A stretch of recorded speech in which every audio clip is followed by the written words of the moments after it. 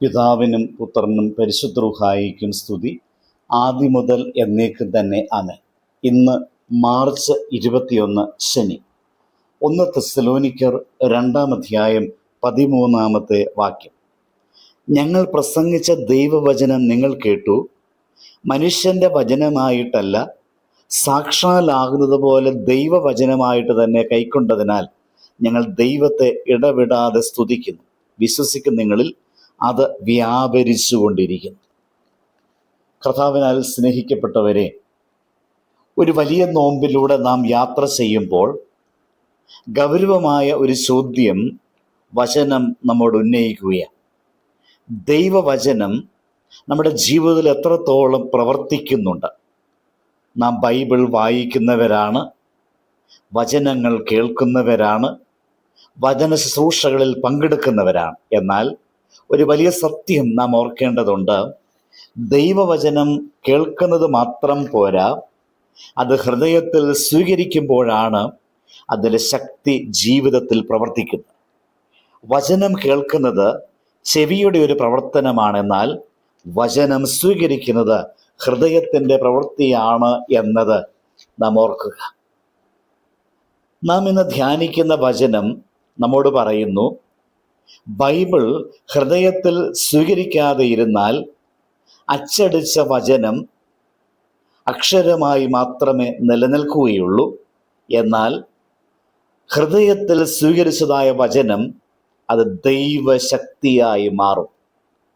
ഒരു ക്രിസ്തീയ കുടുംബത്തിൽ ദൈവവചനം സത്യമായി സ്വീകരിക്കപ്പെടുമ്പോൾ ആ കുടുംബത്തിൻ്റെ വലിയ മാറ്റങ്ങൾ ഉണ്ടാകും.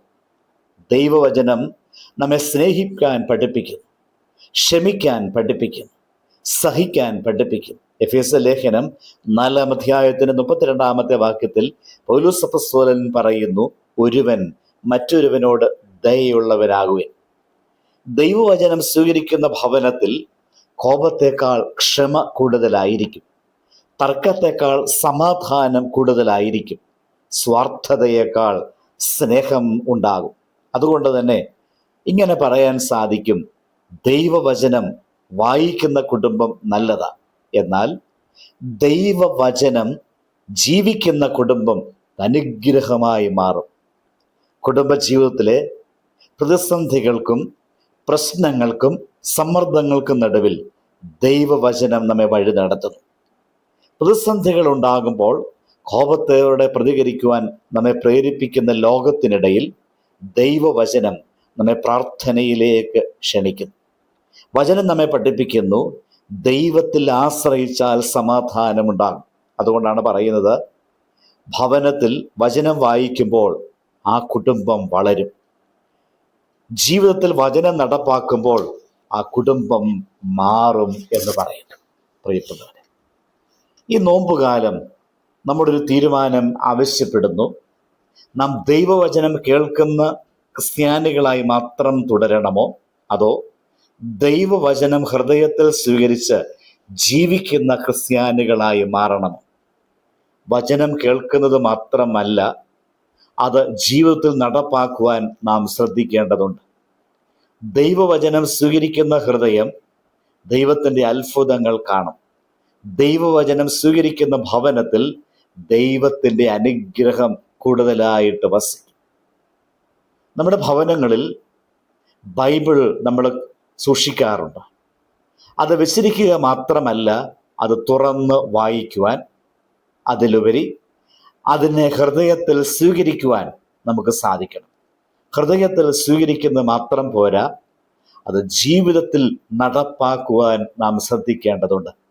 അപ്പോൾ മാത്രമേ പൗലോസ് അപ്പോസ്തലൻ പറഞ്ഞതുപോലെ ദൈവവചനം വിശ്വസിക്കുന്ന നമ്മിൽ പ്രവർത്തനം ആരംഭിക്കുകയുള്ളൂ.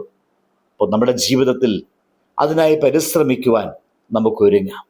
പ്രാർത്ഥിക്കാം. സ്വർഗീയ പിതാവേ, നിന്റെ വിശുദ്ധ വചനത്തിന് ഞങ്ങൾ നന്ദി പറയുന്നു. പലപ്പോഴും നിന്റെ വചനം കേൾക്കുകയും വായിക്കുകയും ചെയ്തിട്ടും അതിനെ ഹൃദയത്തിൽ സ്വീകരിക്കുവാൻ ഞങ്ങൾ മറക്കുന്നു. ഈ നോമ്പുകാലത്ത് ഞങ്ങളുടെ ഹൃദയങ്ങളെ പുതുക്കണമേ.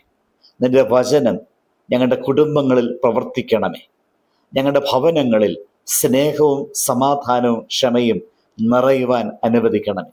നിന്റെ വചനം ഞങ്ങളുടെ ജീവിതത്തിൻ്റെ വഴികാട്ടിയായി മാറണമേ. ആമേൻ. ദൈവം അനുഗ്രഹിക്കട്ടെ.